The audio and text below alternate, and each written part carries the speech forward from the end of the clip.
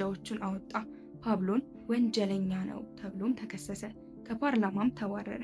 ይህ ቀን ፓብሎንን ለዘላለም ለወጠው። ቁጣውም ፈነዳ።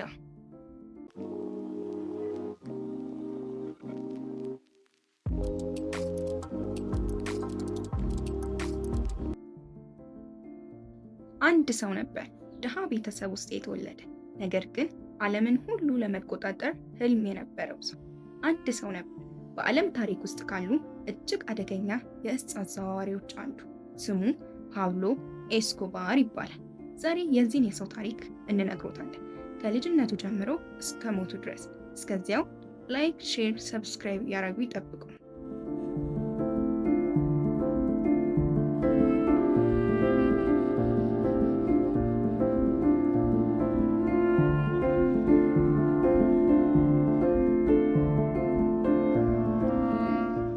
በ1949 ዓመተ ምህረት ኮሎምቢያ ሪዮ ኔግሮ ፓብሎ ኤምሪዮ ኤስኮባር ተወለደ።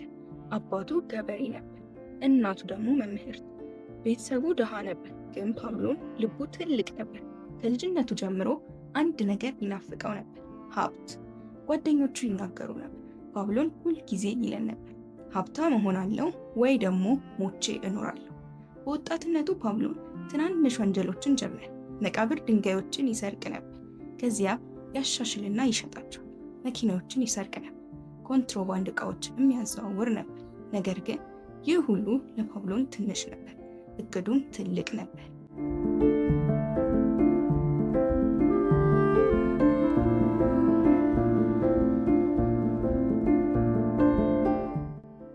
በ1970ዎቹ ኮሎምቢያ ውስጥ አዲስ ነገር ተጀመረ፣ ኮኬን። ፓብሎን ኤስኮባር ይህን አጋጣሚ ተመለከተ እናም ወሰነ። ሜድሊን ካርቴል የተባለውን ድርጅት መሰረተ። ኮኬን ከኮሎምቢያ ጀምሮ ወደ ፓናማ፣ ወደ ሜክሲኮ እንዲሁም ወደ ዩናይትድ ስቴትስ ቀን በቀን ወር በወር ሀብቱ አደገ። በ1980ዎቹ ፓብሎን ኤስኮባር በዓለም ላይ 7ኛው ሀብታም ሰው ሆነ። ፎርቢስ መጽሔት የዓለም ሀብታሞች ዝርዝር ውስጥ ስሙ ተጻፈ። ሀብቱ ወደ $30 ቢሊዮን ይገመታል። እጽ ይሸጥ ነበር። አዎ፣ ነገር ግን ለድሃ ሰዎች ትምህርት ቤቶችን፣ ሜዳዎችን ሰራ። ህዝቡ ይወደውም ነበር። ሮቢን ሁድ ብለው ይጠሩትም ነበር። ነገር ግን ጨለማው ከጎኑ ነበር።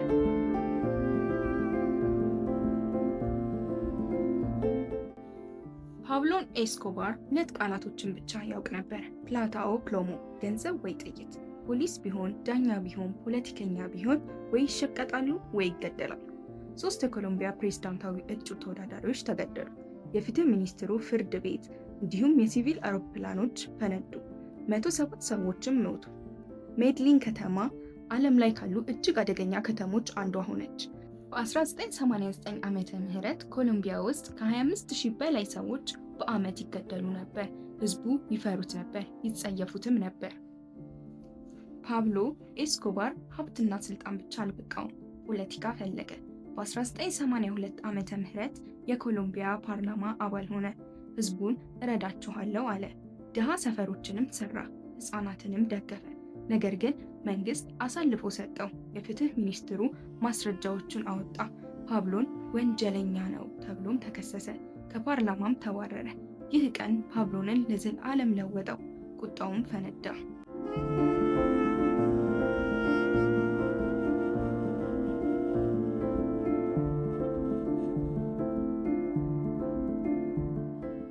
በ1991 ዓመተ ምህረት የኮሎምቢያ መንግስት ከፓብሎ ጋር ስምምነት ደረሰ። ፓብሎ ወንጀሎችን ይቀበላል። ከዚያ ወደ ልዩ እስር ቤት ይገባል። ስሙ ላ ካቴድራ ይባላል። ይህ ግን እስር ቤት አልነበረም። ፓብሎ ራሱ ይህን እስር ቤት ነደፈ። ፉትቦል ሜዳም ነበረው፣ መዝናኛ ክፍሎችም ነበሩት። ቤተሰቡ ይጎበኙትም ነበር። ከዚያ ሆኖ እጽ ንግዱን ቀጠለ። በ1992 ዓመተ ምህረት መንግስት ይህን ሲያውቅ ወደ ሌላ እስር ቤት ሊያዘዋውሩት ሞከሩ፣ ግን ፓብሎን ሸሸ።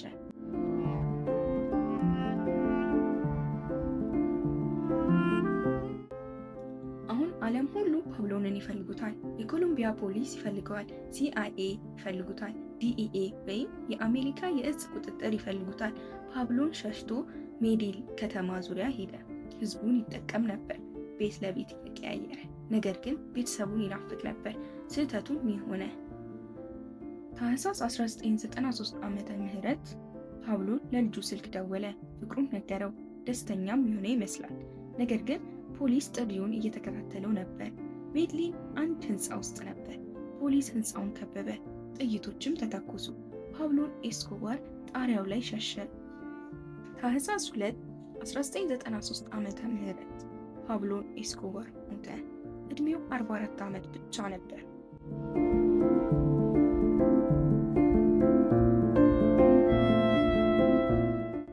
ፓብሎ ኤስኮባር ሞተ፣ ግን ታሪኩ አልሞተም። ዓለም ከዚህ ሰው ታሪክ ብዙ ትምህርቶች ወሰደች። ሀብት ብቻ ሰዎችን ደስተኛ አያደርጋቸውም። ስልጣን ያለ ሞራል ፍጻሜው ጥፋት ነው። ፍርሃት ላይ የቆመ ስልጣን ለዘለቄታ አይቆምም። ቤተሰብ፣ ፍቅር፣ ሰላም፣ ሀብት ሊገዛቸው አይችልም። ፓብሎ ኤስኮባር ዓለምን አናወጠ፣ ነገር ግን ሰላም ሳያገኝ ሄደ። ይህ ነው የፓብሎ ኤስኮባር ታሪክ። ከወደዳችሁት ላይክ፣ ሼር፣ ሰብስክራይብ ያድርጉ። እናመሰግናለን።